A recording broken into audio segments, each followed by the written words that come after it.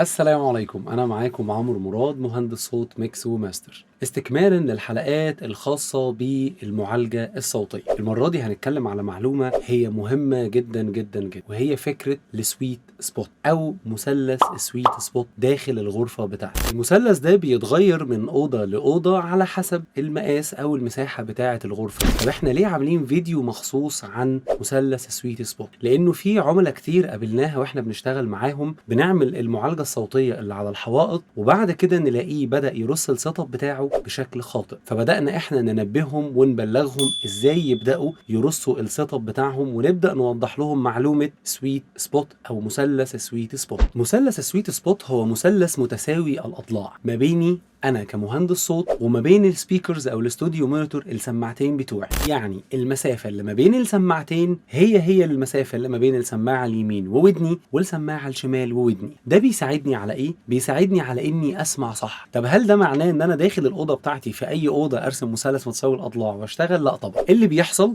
ان انت على حسب مقاسات الاوضه بتاعتك بتقدر تحدد ده. وارجع لنا لو انت عامل كل حاجه وواقف بس على انك ازاي ترسم المثلث داخل الغرفه عندك، ارجع لنا في رسائل الصفحه على ساوند بوكس وهنقدر ان شاء الله نفيدك. مجرد ما رسمت المثلث ده داخل الغرفه عندك، بقى السبيكرز بتاعتك وانت كمهندس صوت انتوا الثلاثه على مثلث متساوي الاضلاع، اضمن لك انك هتسمع صح. هنا في معلومه مهمه صغيره، انك ممكن تكون على راس المثلث او تدخل جوه المثلث من 5 ل 8 سم. من الحاجات بقى المهمه جدا جدا هو اختيار السماعات بتاعتك داخل المثلث اللي انت هتسمع عليه. واختيار السماعات مهم في كل حاجه، مهم في مساحه الغرفه، مهم وانت بتسمع عليه. وهنا مش بس الاختيار علشان مقاس السماعه، كمان انت هتسمع على سماعه عامله ازاي. مش كل مهندسين الصوت بيرتاحوا سمعيا على نفس السماعات. فهنصحك نصيحه صغيره، لو انت مبتدئ ولسه بتشوف السماعه وعايز تشتري سماعه من وجهه نظرك تبقى مناسبه ليك، وانت بتبص على التفاصيل بتاعت السماعه بص على الفريكوينسي ريسبونس او الرينج بتاعها، بيبدا في الايكولايزر من كام وبينتهي لكام. وخد الرينج ده وحطه على جوجل واكتب اسم السماعه وايكولايزر شارت، هيطلع لك الشكل بتاع الايكولايزر ده بشكل يخليك تقدر تفهم انت هتسمع على السماعه دي ايه بالظبط. هل هي في مناطق معينه فيها بوست؟ هل هي في مناطق تانية فيها كات؟ هتقدر تفهم كويس من قبل ما تشتري السماعه تفاصيلها ايه، وفي الحاله دي تقدر تختار السماعه الانسب ليك. مادام بقى اتكلمنا عن المثلث بتاع سويت سبوت واتكلمنا عن السماعات ومقاسها وكمان نوع السماعه اللي انت عايز تسمع فيها، يبقى لازم نركز على حاجه مهمه جدا وما ننساهاش، وهي الزوايا داخل الغرفه. خلينا احكي لكم موقف صغير كده. كنا في مره بنشتغل في مكان عند احد اصدقائنا وبنسلم الشغل، وكان معانا استشاري، فهو كان مركز جدا احنا هنظبط الزوايا دي ازاي. وهو شخصيا طلع لما بيجي يشتغل بيرسم على الارض خطوط بالورقه والقلم علشان خاطر يضمن جدا ان الزوايا دي تطلع بافضل دقه